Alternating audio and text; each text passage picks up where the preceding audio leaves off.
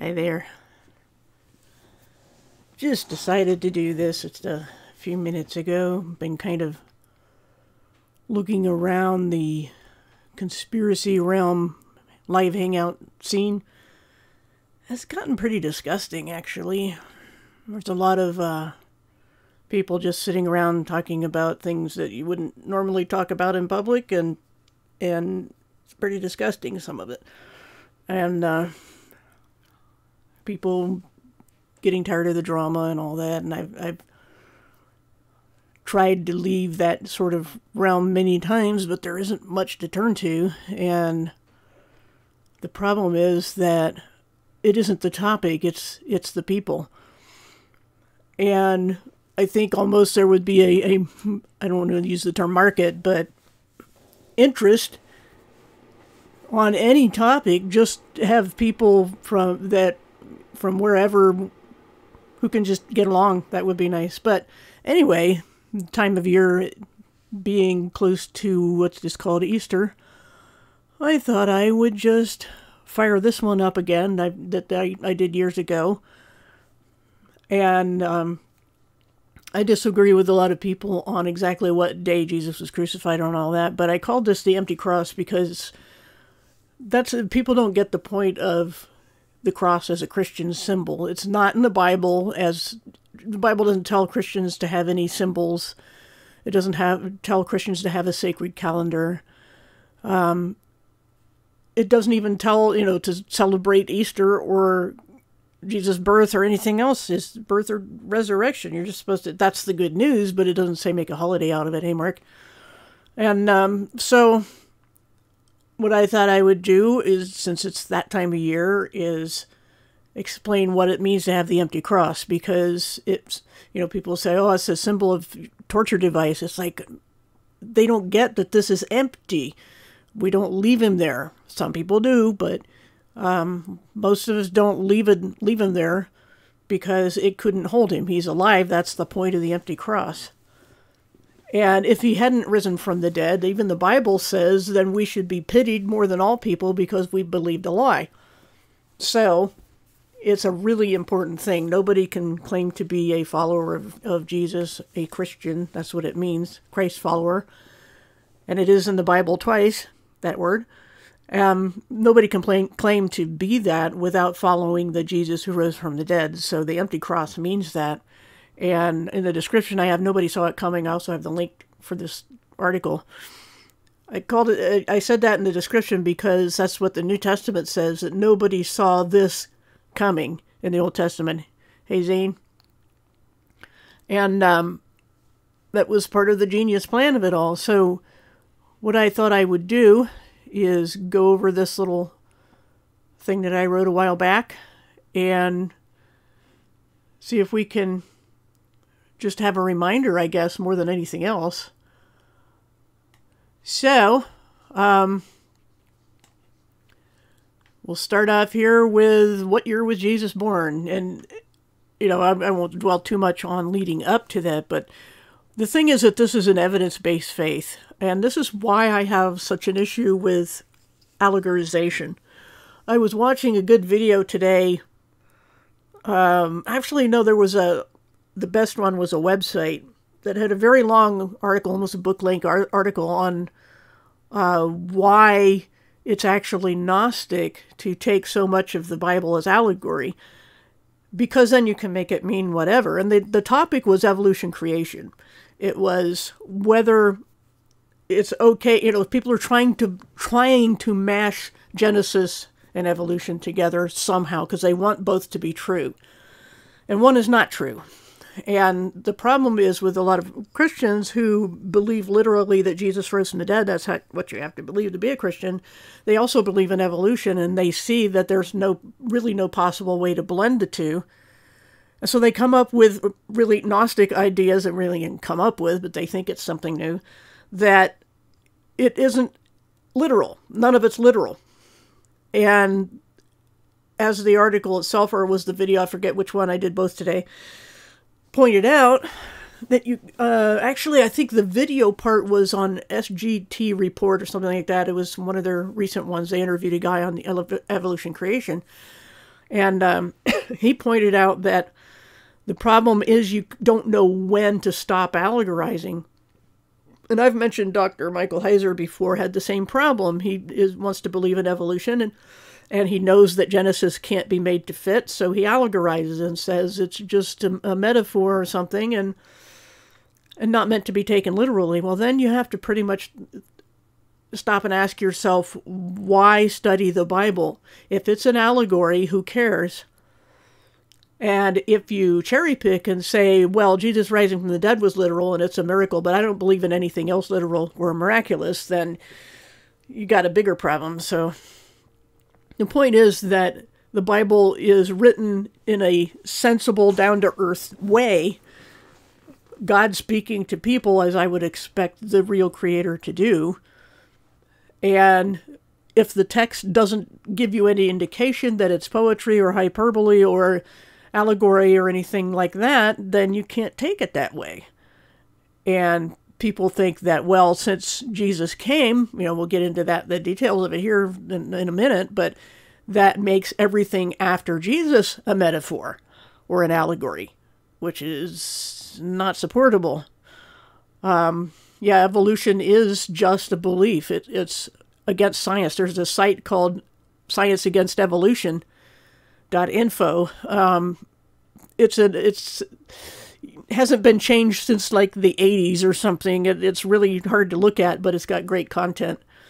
And it is absolutely a belief. You don't even need to invoke God or anything to debunk evolution, because the scientific method itself does that.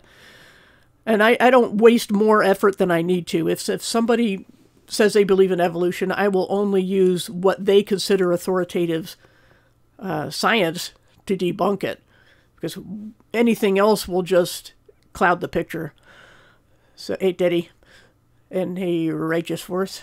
And so the thing is that we have an evidence-based faith, and we can't turn off the evidence base since Jesus came and say that nothing else is literal now. Everything changed because the reality came, and it's ironic because Jesus is the reality. The shadow was the law before, and now they think that since Jesus came, we're back in the shadows again, back to believing whatever you want because everything's done, and so nothing literal is left to happen. And so they have no idea what times they're living in or how significant it is that Jesus fulfilled prophecy, because they don't care about prophecy anymore.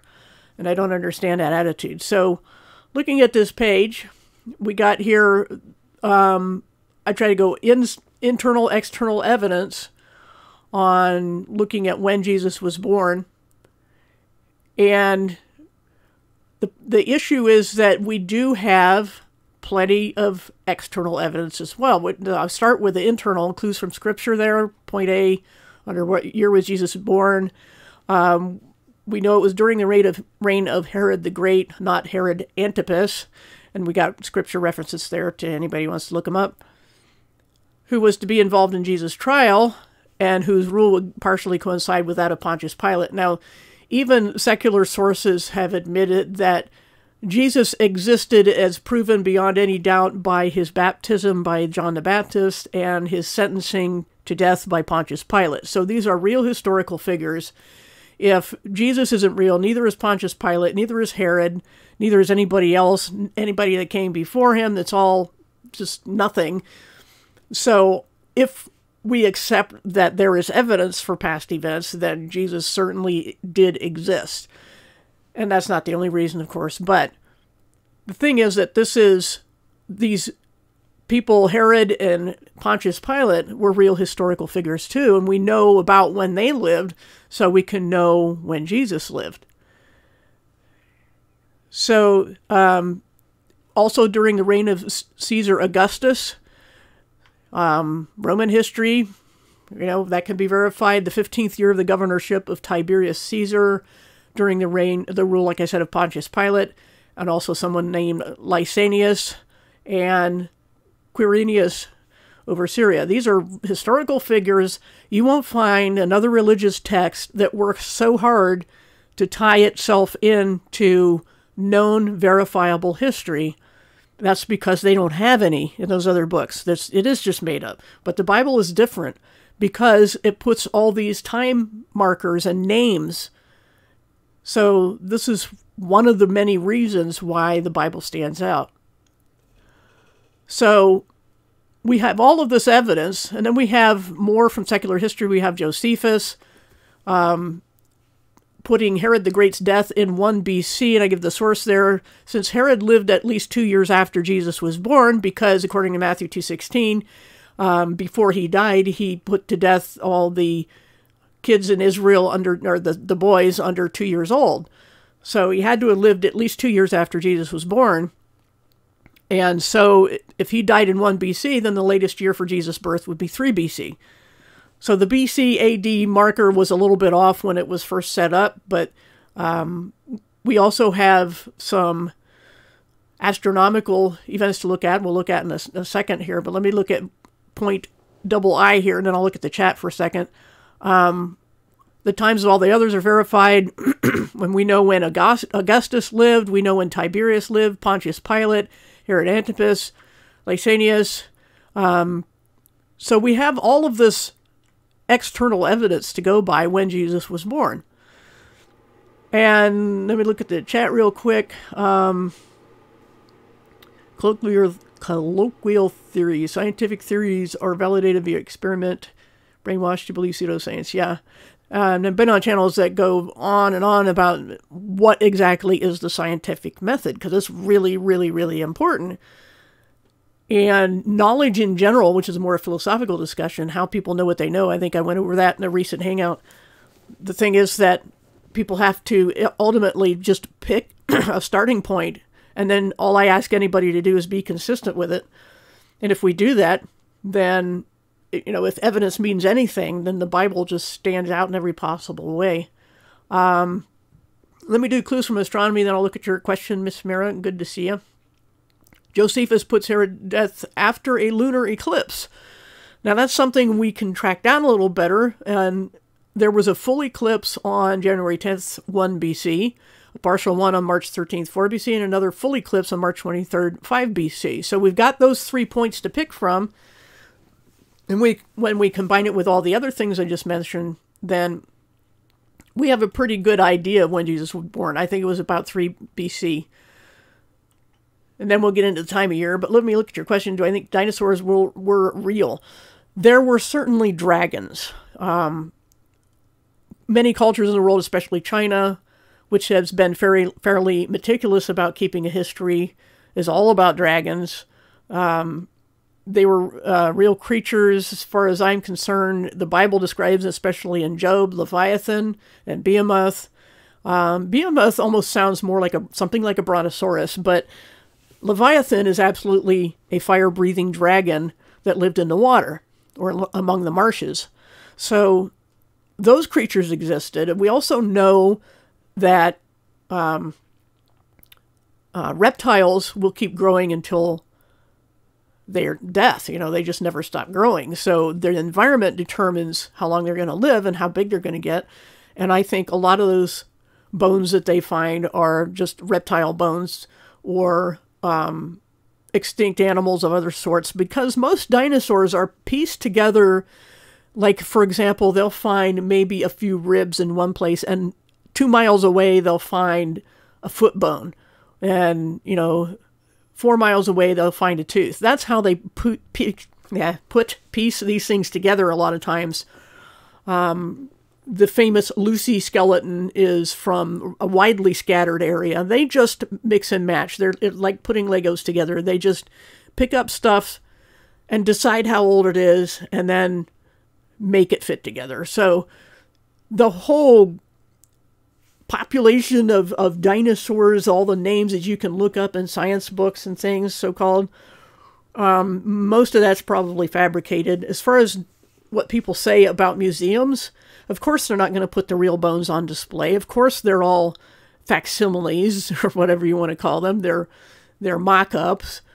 But we're just supposed to believe that they have real bones. And they have some real bones of what, who knows? I mean, the whole Scopes monkey trial was originally done on a single tooth. They made up, Scopes made up this, I think it was Scopes was the bad guy, the bad lawyer, made up an entire civilization, a village at least, out of this tooth. And it turned out later to be the tooth of a peccary, which is an extinct kind of pig. So they're a bunch of liars mostly, but I do believe there were animals that were probably resemble dragons. So anyway, back to this outline. The year Jesus was born, or the time of year, the year is about 3 BC. The time of year is where it gets a little more interesting. John the Baptist, we can look at what, internal evidence here. John was conceived shortly after his father Zacharias was told he would have a son, when an angel appeared to him during his service as high priest in the Abijah, or there's a couple variations on that name, order, which served in late spring. So we know it was probably early summer or so when John was conceived. Now, he's the cousin of Jesus, and he's 6 months older. So this will tell us what time of year Jesus was born. Point double I there, John's mother Elizabeth was in her 6th month when Jesus was conceived. So that's where we get that 6 months apart.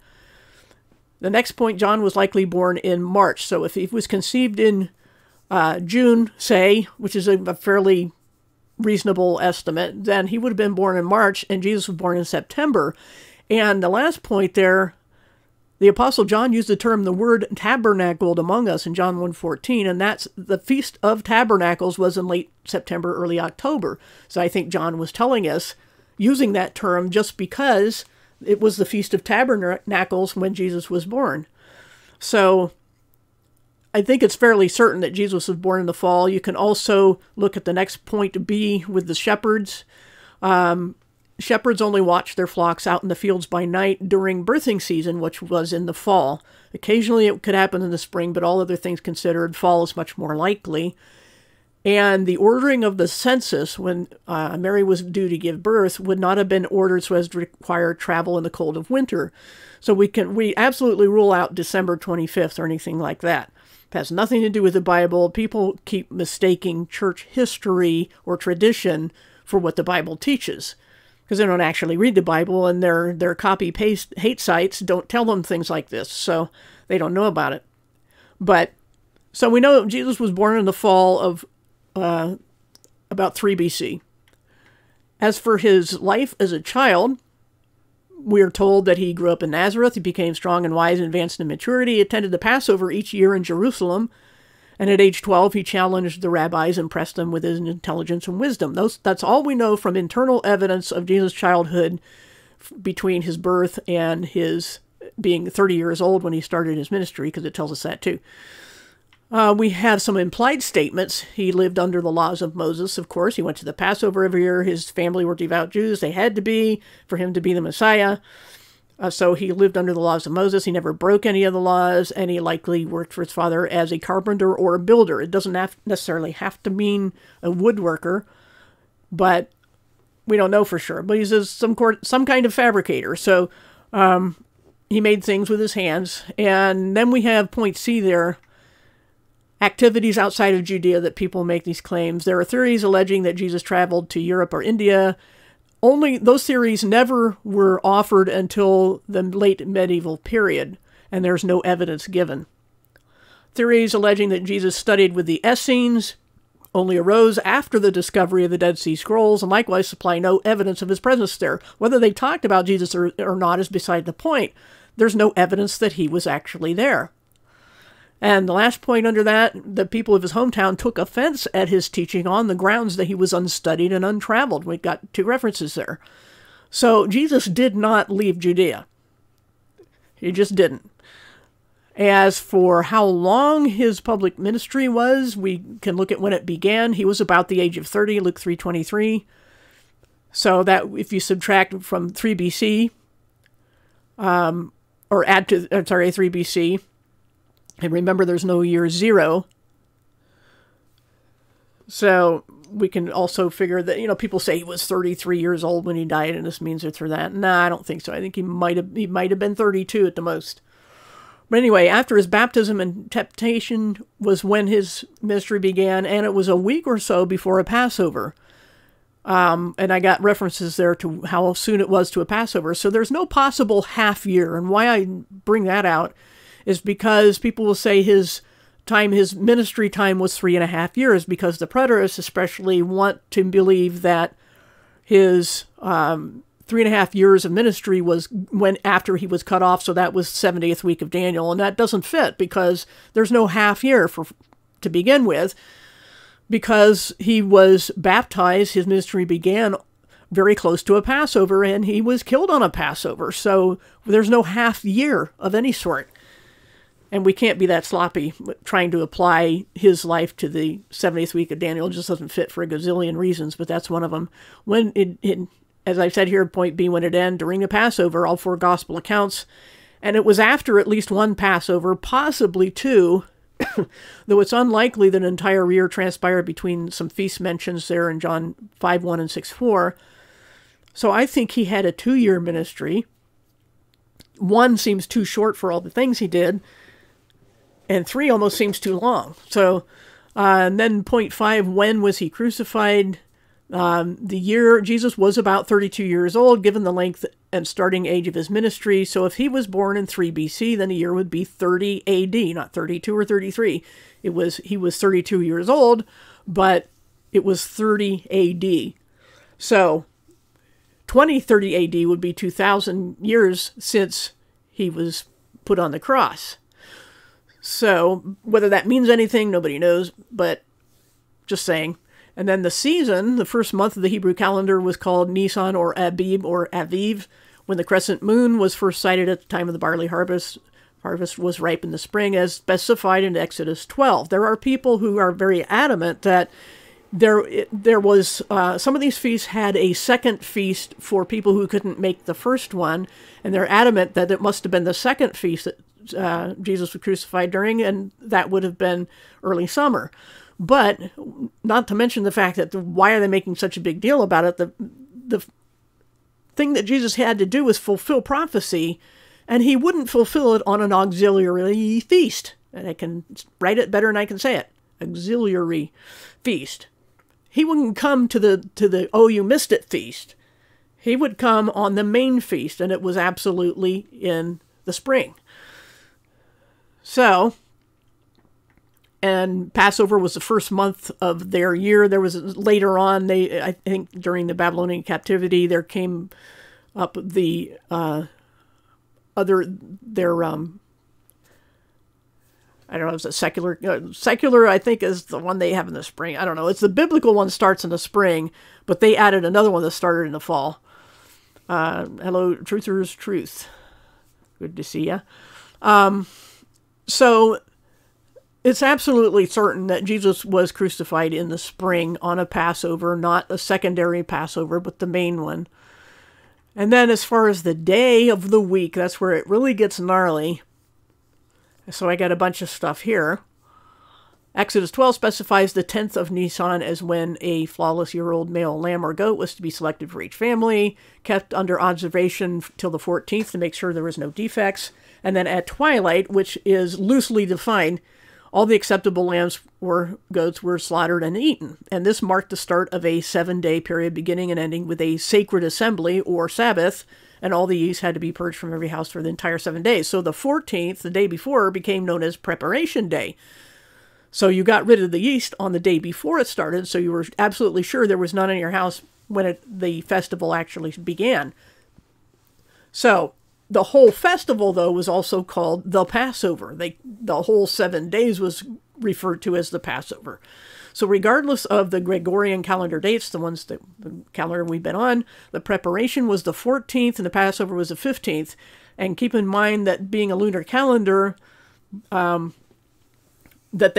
this was the middle of the month even in their calendar. So, going by the phases of the moon. So this was, I believe, was a full moon or new moon. I think it was a new moon. I don't remember. But the one in the middle of the month, I think, is more the full moon. But anyway, so we know, they were not stupid about what day of the week it was. They had to know when every 7th day was and when Passover was. It had to be a certain day of a certain month. Point I here, Jesus visited Bethany 6 days before the Passover, which would have been Nisan 9. The triumphal entry into Jerusalem was the next day, according to John 12:12, marks the beginning of his being kept under observation during the same days as the lamb for Passover. He fulfilled every little detail. And Exodus 12 says that this day was Nisan 10, when the lamb was selected. And toward the end of that day, Jesus briefly visited the temple and then went to Bethany for the night. The next day would have been the 11th, and that's when he drove the merchants out of the temple. The day after that was the 12th, and that's when the religious leaders began to strongly challenge him. And Mark 14:1 states that Passover feast was 2 days away. Notice that the feast began with preparation on the 14th, so we're nowhere on the 12th. The preparation day, the 14th, began at sundown with the Last Supper. So the Last Supper was the beginning of the 14th. And then we'll get into what day of the week that was on our calendar in a little bit. So the next daylight was still part of the preparation day.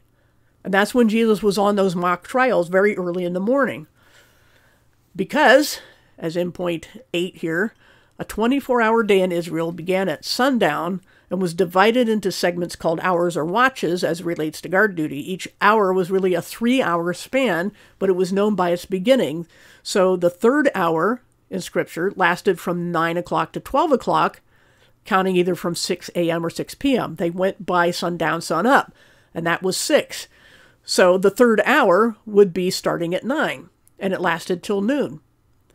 So going by the position of the sun or moon made any more precision and practical, but more importantly, the expressions the third hour and almost were about the 6th hour refer to the same 3-hour span, with the latter meaning was close to the end of that span. And this is the reference here. So the point is, when one gospel says the third hour and another says about the 6th hour, they mean the same thing, and one is being slightly more precise, saying it was almost the 6th hour. So Jesus was condemned at about 11 a.m., putting those things together, and crucified at about noon. He died after 3 hours of darkness from about noon till 3, after which his body was taken down by Joseph of Arimathea and Nicodemus, who wrapped and buried it. And this was at sundown on the 14th, just before the Passover began on the 15th. There was need to hurry because of the Sabbath, or the special Sabbath, which was the Passover. Now, when you get into the Shroud of Turin thing here, because if you look up, one of those references says that he was buried according to Jewish burial custom. They didn't hurry that part. The reason the part that they hurried on was to put him in a borrowed tomb. That's the only part that was hurrying. So he was wrapped according to custom. And what was the custom? From what I've been able to read, they would wrap you like a mummy, basically. Start at your ankles, wrap up each leg separately, and then wrap up to the armpits. And then they would cross your arms over and wrap up to your neck in strips of cloth. And as they wound around, they would put this mixture of spices in, because not only would it cut down on the smell, it would also serve as kind of a glue to keep the bandages in place. So you were wrapped up like a mummy up to the neck in strips of cloth, and then they put basically a cloth bag over the head called a sweat cloth. And when the disciples found the empty tomb, they noticed that the headpiece was separate from the rest, as you would expect. So the Shroud of Turin is not the Shroud of Jesus, because the Shroud of Turin is a single sheet from head to toe, which they would not have done to Jesus. So just to make that point on these burial customs. And it was by sundown on the 14th, as the preparation day was ending and Passover itself was beginning. So the Last Supper, the night before, was not the Passover lamb. Now, Jesus says, I want to eat this Passover, but he didn't say, he couldn't have said that the Passover lamb, the actual Passover meal, because only the high priest could offer those, and that wouldn't happen until the next day. So it wasn't the Passover meal that he was eating that night. It was part of the Passover celebration, part of the beginning of preparation day. And so people have to keep that straight. Also, there were 2 Sabbaths that week, since Mark 16:1 has women buying burial spices after the Sabbath, because they couldn't buy it on the Sabbath. But Luke 23:56 has them buying the spices before the Sabbath. The first on Nisan 15 was the special Sabbath or Passover, and the second on Nisan 17 was the normal weekly Sabbath. There are a lot of people who disagree with me on this, but this is the best I can see what the scripture is giving me, that there had to be a day between two Sabbaths where the women could buy spices in order to make sense of buying it both before and after a Sabbath. So, then the next point, the preparation that year was 3 days before the normal Sabbath, and since the normal Sabbath was always sundown Friday to sundown Saturday, then, by process of elimination, Jesus was crucified on a Wednesday afternoon, not a Friday. Further, since the triumphal entry was on Nisan 10, and the 15th was a Thursday, then the triumphal entry was on a Sabbath, meaning a Saturday, not a Sunday. And it's more significant that he would ride into town on a donkey on a Sabbath than any other day. You know, because you could only travel certain distances and all that. And also it signified that this was coming in peace. A conqueror would ride in on a white horse, but if you rode on a donkey, you were coming in humility and peace. And that's how his first coming was. So then we look for extra biblical details here. We have Tacitus, the Roman historian, was antagonistic to Christianity, referred to the execution of Christus by Pilate in his annals. That's one of the pieces of evidence. Josephus, again, referred to Jesus twice in Antiquities, and he was not a Christian either. He was a Jew who defected basically to Rome. But he knew the area, he knew the history, and so he wrote all this stuff down. He wasn't right about everything, but he can't be lightly dismissed. And then there's also, like I mentioned, nearly universal acknowledgement of the facts of Jesus' baptism by John and his crucifixion by Pilate. So these are extra biblical evidences. As for when he rose, because people, if we're saying, well, he was crucified on a Wednesday afternoon, but he wasn't actually put in the grave till what amounts to Thursday morning, actually the sundown on Passover. That's when it actually starts. Not on the preparation, but on the Passover, the 3 days and 3 nights, because it gets confusing. So the Passover was when the Pharisees demanded that the tomb be sealed. It was on the Passover day, and they couldn't be defiled, so they had to have Pilate come out and talk to them. And the Passover would be eaten, they had to be ceremonial clean for that, for the whole celebration. So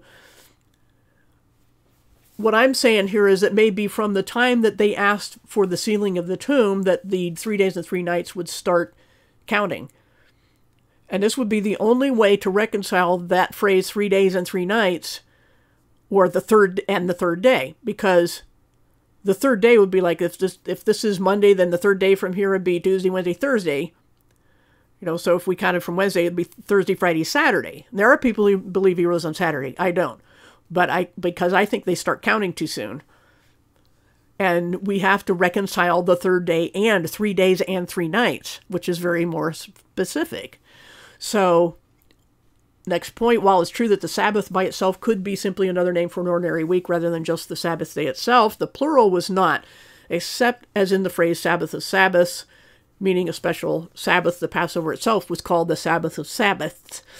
Context may also indicate a week, such as I fast twice every Sabbath, but it wouldn't make sense if it meant a literal Sabbath day. So sometimes the word Sabbath means a 7, a week. But when they say Sabbaths plural, they're not talking about that. And that's how it is in the Greek, so we know more details when we pay attention to that. So if we see a phrase, and we do in the Gospel accounts, called first or one of the Sabbaths, in Greek, we know it refers to the annual feast of first fruits rather than an ordinary week or weekly Sabbath. So, saying all that to set this up, Mark 16:1-2 says that the women took the spices to the tomb after the Sabbath, extremely early on the first of Sabbaths, just as the sun was beginning to rise. So there's 2 different phrases there. After the Sabbath, which one? The weekly Sabbath. And then what was the first Sabbath after the Passover was the Feast of First Fruits. It was the wave offering. It was specified that first day of the week. So he rose on the first day of the week, but really early in the morning, like in the early watch of the night, which had been around like as late as 3 a.m. So he did rise on Sunday, but in the very early hours. So Jesus had already risen before dawn. This was the first day of the week, which had begun at sundown Saturday, Nisan 18. And since verse 9 says that Jesus rose early, and the Greek word there is proi, the last watch of the night, about 3 to 6 a.m., I said no later, I meant no earlier than 3 a.m., but 3 to 6 a.m. on the first of Sabbaths, which is to say the Feast of First Fruits, always the day after the weekly Sabbath, after the Passover, and the start of marking off 7 weeks till Pentecost. That's why Pentecost is significant. It counted 7 weeks from exactly when Jesus rose from the dead. So here again, it's on the first day of the week, not the last, and it was while it was still dark on Sunday. Then after that, he appeared to Mary Magdalene at dawn, and the same but slightly less detail in these other references here. Now let's look at the Roman guards.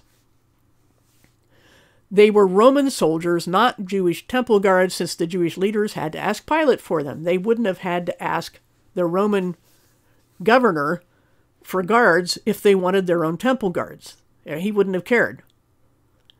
And then, also regarding, in the second point here, the Roman guards were bribed so they would lie about the resurrection and claim the disciples stole Jesus' body while they were asleep. They had to do this because otherwise the guards would be executed for dereliction of duty. If they fell asleep guarding something, they would be put to death. So they were afraid because they did actually pass out in fear. The women didn't, but the Roman soldiers did. And when they came to, they ran to the Jewish leaders because they were in hot water. And the Jewish leaders said, just lie and say you fell asleep and the disciples came and stole the body while you were asleep, and we will keep you out of trouble in Rome. So the Jewish leaders were dirty as they could be, and they paid off the guards and told them to spread the lie, while they also placated the authorities so that the soldiers wouldn't get executed. And the soldiers didn't care about the Jews' religious affairs, and they had no motivation to help the disciples, so they weren't in on it. The tomb was sealed, and you didn't take that lightly, especially if you were a Roman citizen or soldier. And the disciples were hiding in an upper room. They were not bold enough to try such a stupid thing. So his body wasn't stolen. Then we have eyewitnesses, Mary Magdalene, Joanna, Mary the mother of James, and their companions saw Jesus alive in the grave garden, though they were clearly resigned to the fact that he had died. They were not hallucinating. They believed he had died. And they didn't understand. Nobody understood that he was going to rise from the dead. Then there's the two walking to Emmaus. They saw him alive. And then the inner circle of disciples and many others saw him alive and in the flesh in the locked room where they were hiding. John 20:19. They were hiding because they were afraid, because they were not the kind of people who were going to go rob a grave that was sealed with a Roman seal and had a post of guards around it.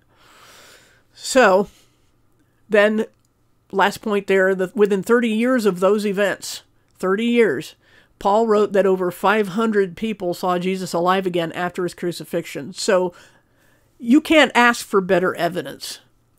A court of law wouldn't ask for better evidence. We have hostile and friendly accounts, hostile and friendly witnesses.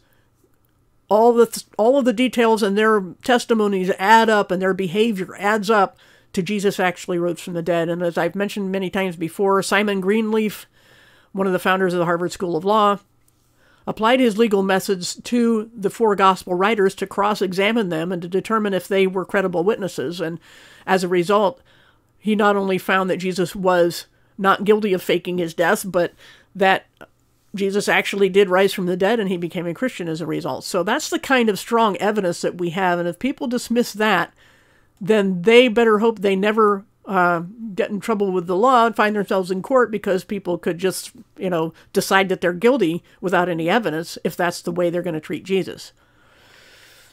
So then what happened? Jesus went he did some things before he went up to heaven. He scolded the disciples for disbelief. He appeared to many people. As I mentioned, he appeared to over 500, appeared to his disciples, appeared to the ones who were fishing along in the sea there. He brought the sacrifice of his blood to the altar in heaven, according to Hebrews 9:12. And this is also when he brought the righteous dead from paradise to heaven. Now I give the references there. Before he had done this, he told about Lazarus and the rich man, both in the realm of the dead, but separated by a wide chasm. And the good side, the paradise side, was comfortable and happy, and the other side was miserable and in flame. And Jesus took, according to those references, if you put that all together, he took the people from the good side up to heaven who could now go there because the sacrifice had been made. They were being held in a nice but non-heaven place up to that time, and that's why you will find, regarding Old Testament ideas and ancient Near East, all the ideas of the realm of the dead, pretty much everybody believed that people went down to the grave, but that if you were a good person, you went to a nice place, and if you were a bad person, you went to a bad place. And they all believed that there would be an eventual summoning of all those dead souls to be finally judged. And after that, they're not real clear on what happened, but we have a better picture now. But the thing is that since Jesus made that sacrifice and at the altar in heaven, the righteous go to heaven immediately. There's no reason to put them in the holding tank.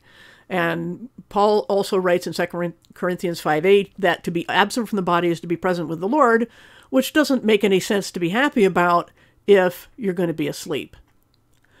So then we also have some final teachings. He tested Peter's love. He said, Simon, son of Jonah, do you love me more than these? And that whole thing, Jesus uses the word agape, which is unconditional love. And Peter responds with phileo, which is brotherly love. And then the second time, the third time, Jesus said, do you phileo me? So brotherly love. And that's what grieved Peter. Not that Jesus kept saying this, but because the third time he gave his own words back to him. And Jesus is like, well, you don't love me unconditionally. Are you at least a friend? And so that's what was going on there. But he also gave the Great Commission during this time and more teachings that we aren't given. And then the manner of his ascension is important because that's how he will come back. He had his disciples as witnesses. They were given the promise of the Holy Spirit. That was to come on Pentecost. And then he rose into the sky and was hidden by clouds. And if you look in Acts 1:11, the promise was given that he would return the way he came, with the clouds. So that's what I got as just an outline real quick on the life of Jesus this time of year, especially if we're going to celebrate his resurrection, we should know the facts about it. It doesn't matter to me if Christians celebrate and call it Easter and all those things. If anybody asks, I would tell them what I think about it. But the point is that Christians have selected a day to celebrate Jesus rising from the dead, and there's nothing wrong with that. It's one of the few times a year some people ever even go to church, and it's really the most important thing to remember. So, when people celebrate communion or whatever they want to call it, love feast is another word. It's more accurate to the Greek, but it's a memorial, and you don't have to do certain things or eat or drink certain things. It's just to remember Jesus. The point is that Christians gather and share a meal to remember what Jesus did for them, to remember his sacrifice. But he never said anything about celebrating his resurrection, which just seems kind of odd to have a requirement and a ritual for one thing and not the other. That's because it isn't communion service or whatever, isn't a requirement or a ritual. It's just a memorial. And he even didn't specify any rules or officials or times or calendars for it. He just said, whenever you do this, remember me. And that's why the Apostle Paul would later write to the Corinthians, you're doing it wrong. You're not remembering. Don't do it at all if you can't do it right. And so if people do that without remembering what Jesus did, then they're doing it wrong.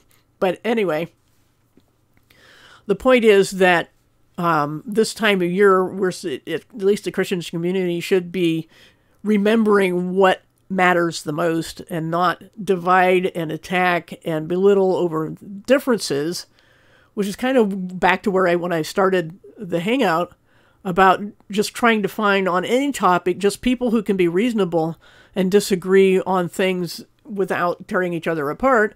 But as Christians, we still have to stand on our convictions. Everybody stands on their convictions, and we're not disallowed from that just because we're Christians. People will say, I don't like you saying you know the truth. Well, they say they know the truth. And Jesus said that he would be ashamed of anyone who's ashamed of him when he comes back. So we have to stand up on our convictions and not be ashamed of them, not be obnoxious about it. But if other people can say they absolutely know the truth about something, then so can we, and we must. So I don't know if that put anybody to sleep. It's late enough at night here that maybe that's a good thing, but the link's in the description. So if you're interested at all in what's up with Easter and churches and all that sort of thing, there you go. And as Christians, it doesn't hurt to have a reminder. So, any questions, any answers, any comments? We have our usual 10 or so, which, I'm always surprised because like I said, this was really impromptu. I just kind of had a thought pop in my head and said, maybe I should do a hangout on that because, people get busy over the weekend. And so I thought this would be a better time to do it, especially since the pickings have been so slim on the usual conspiracy hangouts, because I've heard some pretty disgusting things in the last few days that, you would think flat earthers especially would be more careful about how they represent, but they don't care, many of them. Yes, Resurrection Sunday, I like that better. But I wish we would, if we were going to celebrate Jesus' birth, we should do that in the fall, late September, early October. I would be happy if we just, instead of going by the phases of the moon and stuff like that, like they do for Easter, I would say we can, we don't have to do any particular thing on a certain day. We could just pick 2 times a year, have a spring holiday and a fall holiday, fall for the birth and spring for the resurrection. And just pick a day, hopefully some better weather. It's usually pretty nasty around here early April. So I would say maybe like end of April, like the last Sunday of April or something like that, before major holidays set in for the summer and people take off, But that would be a good time of year, I think. It was probably a little earlier than that, the original one. But here again, we're not, we can, if we just pick 2 dates 6 months apart, spring and fall, that's fine with me. And I always thought, days of the week should be renamed too. And it's easy, at least in English, if we would just say 1 day, 2 day, 3 day, 4 day, 5 day, 6 day, 7 day, it rolls off the tongue and it's very descriptive.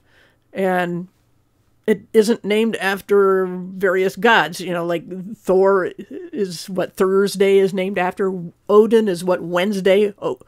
Did you ever wonder why it's spelled like that? It was how they were pronouncing Odin.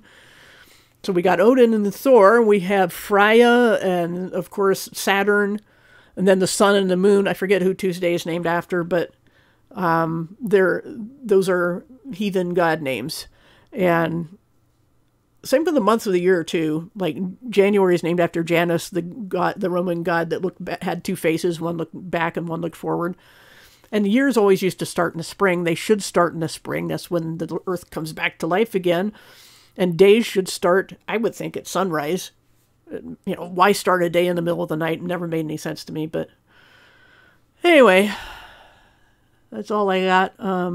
Any other questions in chat or anything? I don't see a whole lot, but if you know of any other decent hangouts to go to, I've asked that before, and people recommend things, and I'm like, oh, I'm banned there. Because either they're Hebrew roots, or they're King James only, or some other little pet theory that they just cannot tolerate disagreement on. And so I get banned, but that's the way it goes. Anyway, that's all I've got, so I'll probably shut down. So thanks for coming again, and like I said, you can always comment under the video later when it renders if you have any ideas for other videos or hangouts or other places to meet up. So thanks again for coming.